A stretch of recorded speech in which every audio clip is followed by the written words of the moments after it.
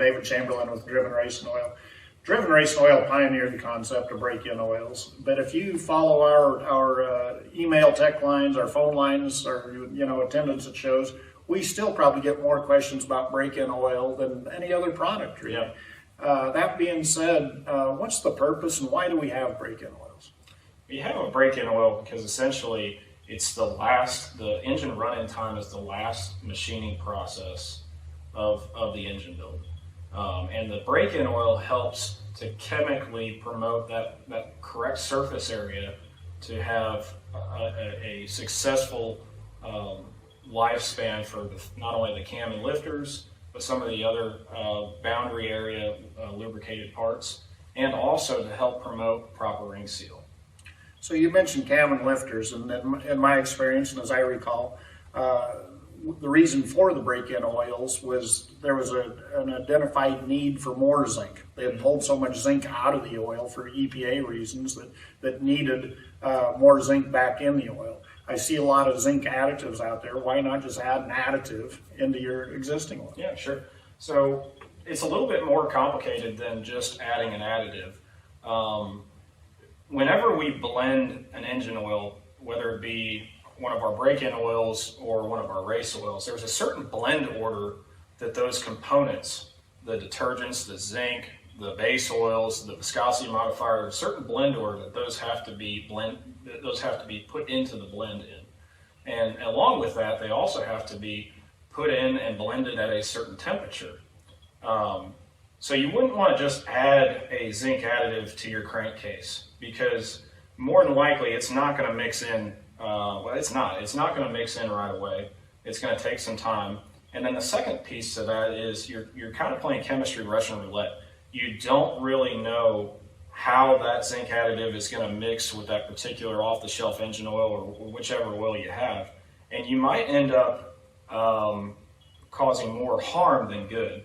You may end up having too much zinc. There's a certain balance to where you want to have just the right amount of zinc. So the development of the early break-in oils was really around flat tappet camshafts.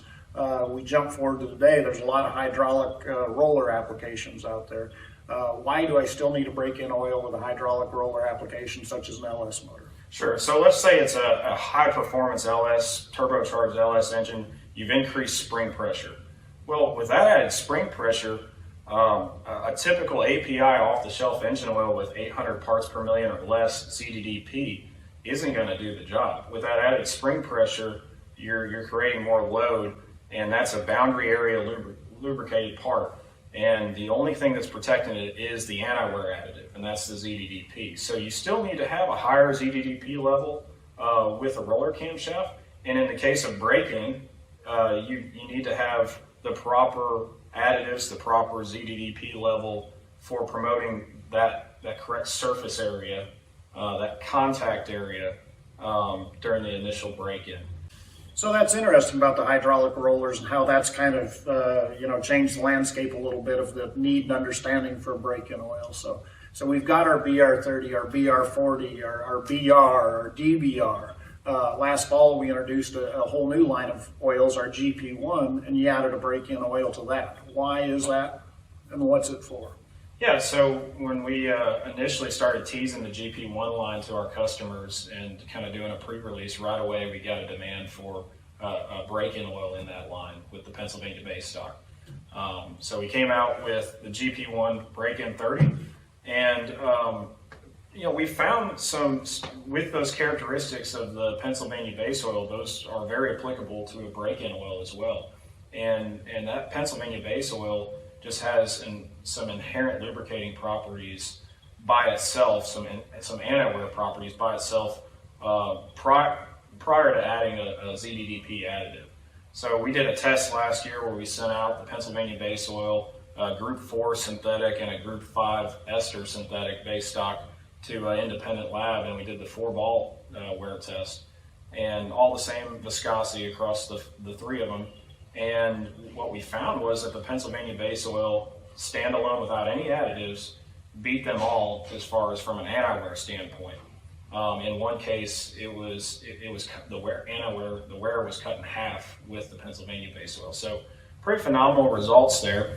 And what we can see with the Pennsylvania base oil is it just helps disperse that additive package a little better, a little bit more evenly, just because of the balance and polarity. And that helps both for ring seal and for flat tappet cam wear. Fantastic. And you've added to the break-in GP1 line as well? Yep. So we're coming out in about the first quarter of 2021. We're coming out with a GP1 2050. Obviously, with guys running looser bearing clearances, there's a need for a thicker break-in oil in the GP1 line. So we're coming that, and we're constantly trying to improve. So that's what we're trying to do. We don't want to eliminate what we've already got because it's proof positive, tested, it works, but we just want to continue to add additions to our line and improve technology. Folks, that's just an introduction to break-in oil. If you have more questions, give us a call, shoot us an email at tech@riverracingoil.com or visit us at River Racing Oil.